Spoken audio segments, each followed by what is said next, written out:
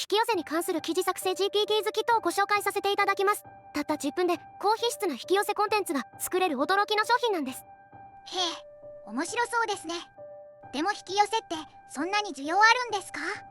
なんと日本のスピリチュアル市場は年間1兆円規模なんです。しかも引き寄せは恋愛、仕事、お金などあらゆるジャンルに対応できる万能コンテンツなんですよ。